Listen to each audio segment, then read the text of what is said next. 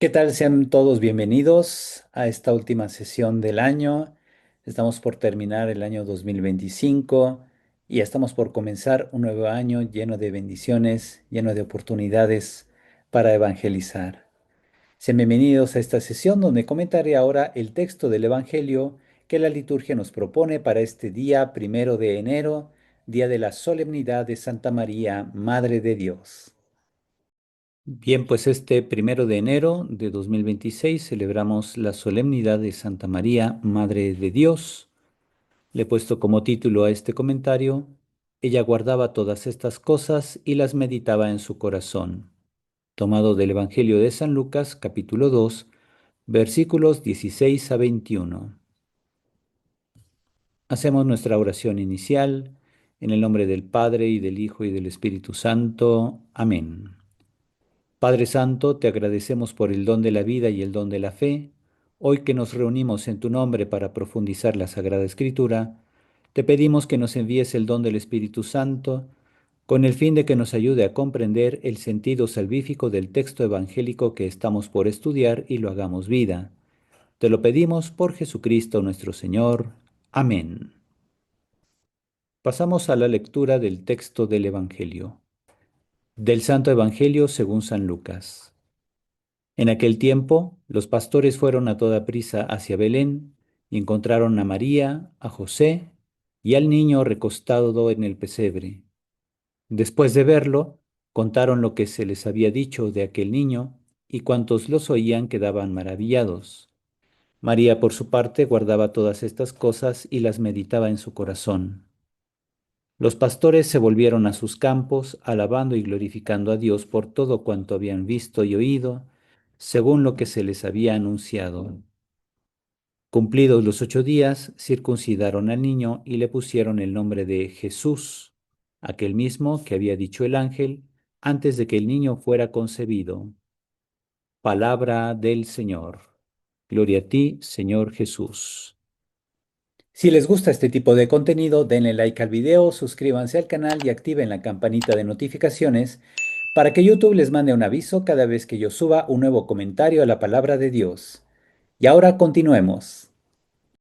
Ahora procedo a explicar algunos matices del texto griego, idioma en que originalmente San Lucas escribió su evangelio. En el versículo 16 tenemos kai hoi poimenes elzan speusantes kai aneuran, que significa que los pastores corren y encuentran a María, José y el niño recostado en el pesebre, que constituyen el signo que se les había contado por los ángeles. Es decir, no solamente los pastores verían un niño con su familia, sino que además eso constituye un significado. Por eso se le llama el signo por el cual los pastores reconocerán al Mesías que ha nacido. Luego en el versículo 17, también ellos dieron a saber, ignorizan, dice el texto griego, dieron a saber lo que se les había dicho del niño.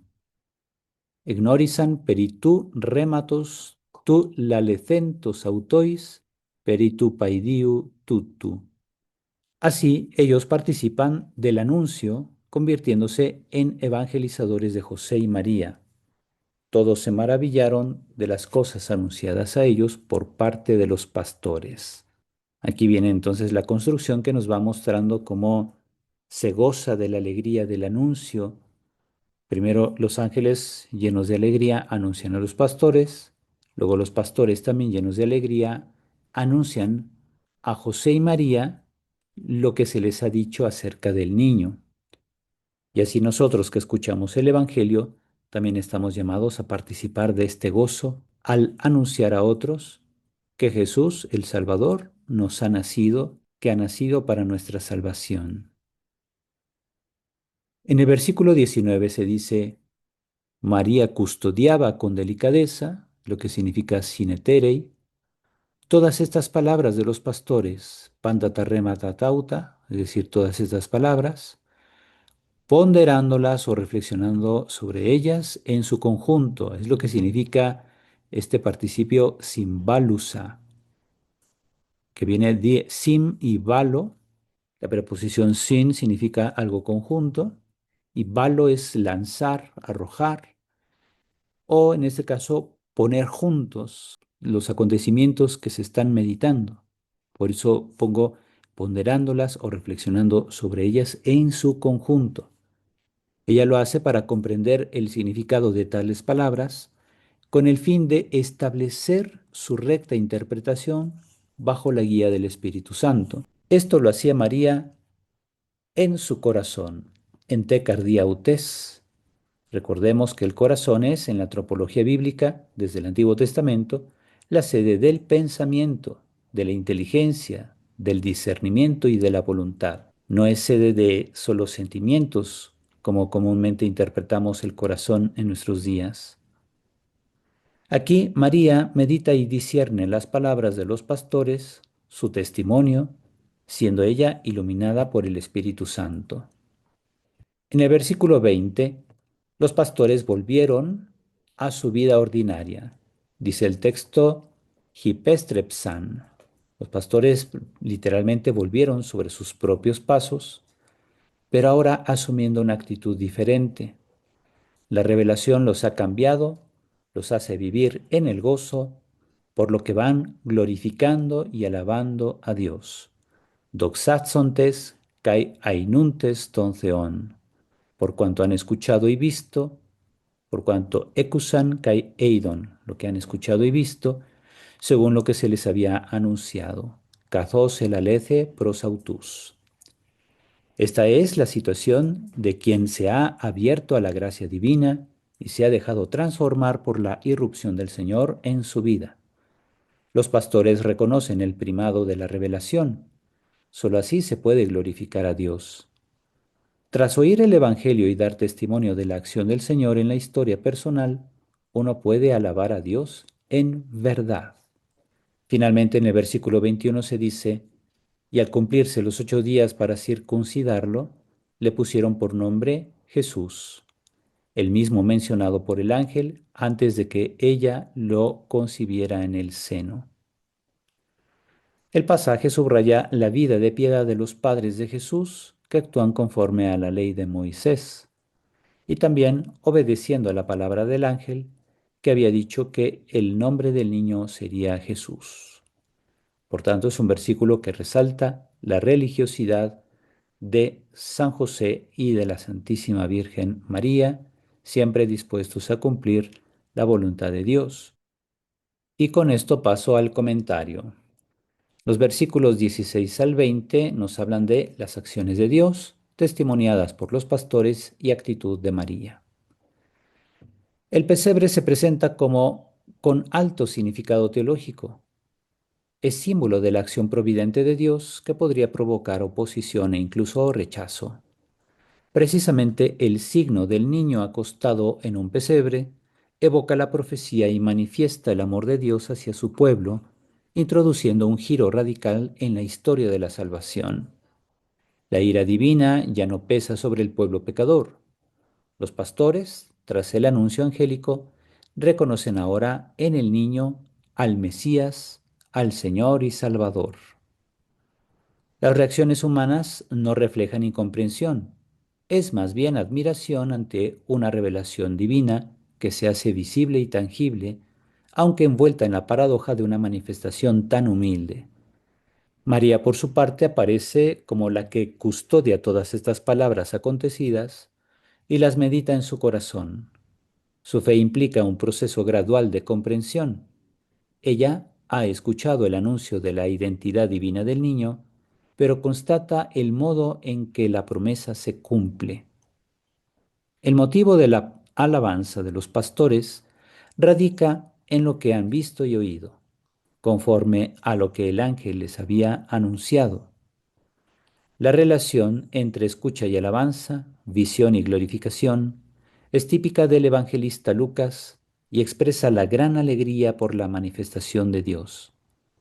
Así, el cielo y tierra se unen en un canto de alabanza y los pastores representan a todos aquellos que, habiendo creído, han contemplado la salvación. Finalmente, en el versículo 21 se habla de la circuncisión de Jesús. Como decíamos, en obediencia a la ley establecida en Levítico 12:3, Jesús es circuncidado al octavo día, entrando así plenamente en el pueblo de la alianza, dado que la circuncisión es el distintivo del pueblo hebreo, en obediencia a Dios. El relato omite a los padres y presenta los verbos, con excepción de circuncidar, en forma pasiva, de modo que el énfasis no recae en los personajes, sino en el acontecimiento como cumplimiento del mandato divino. La iniciativa pertenece exclusivamente a Dios. Incluso María, a quien el ángel había ordenado imponer el nombre del niño, no aparece mencionada. Se subraya especialmente la imposición del nombre. Lucas recuerda al lector que el nombre del niño Jesús no fue dado por José, sino por el ángel, destacando así su misión futura, ser el Salvador de todos los pueblos. Y con esto paso a las enseñanzas para la vida. Primera enseñanza, comenzar el año guardando y discerniendo la vida a la luz de Dios. El Evangelio presenta a María como aquella que custodia y pondera en su corazón los acontecimientos que rodean el nacimiento de Jesús. No se trata de una actitud pasiva ni meramente emotiva, sino de una disposición espiritual profundamente creyente que reconoce que la acción de Dios se revela progresivamente y requiere tiempo, silencio y discernimiento. Para iniciar el año 2026, desde esta perspectiva mariana, hay que resistir la tentación de la prisa y del activismo, aprendiendo a leer la propia historia, con sus alegrías, heridas, expectativas e incertidumbres, como lugar teológico donde Dios ya está actuando, incluso cuando su presencia se manifiesta de manera humilde o desconcertante. La contemplación, así entendida, resulta ser el primer acto responsable de la fe. Segunda enseñanza, vivir la fe como obediencia concreta en lo ordinario. El pasaje subraya que Jesús es circuncidado en obediencia a la ley y que el nombre le es impuesto conforme al mandato divino. María no aparece explícitamente en la escena, pero su fe se expresa precisamente en esta obediencia silenciosa, donde el misterio recibido se traduce en gestos concretos, cotidianos y socialmente visibles.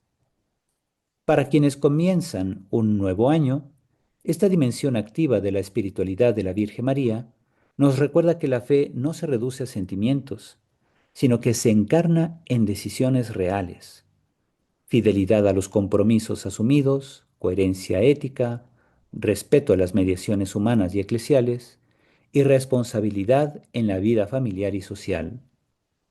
Imitar a María significa aceptar que la voluntad de Dios se cumple muchas veces en lo sencillo y poco espectacular. Tercera enseñanza, unir contemplación y acción como camino de verdadera alegría. El texto del Evangelio muestra una dinámica profunda. Los pastores escuchan, ven y luego alaban. María participa de este movimiento, aunque desde una interioridad más silenciosa. Esta unidad entre escucha, visión y glorificación expresa la alegría que nace del encuentro con Dios y se da como fruto de una fe que une interioridad y compromiso. Iniciar el año nuevo a ejemplo de María supone unir la oración, la acción, la gratitud y la alabanza.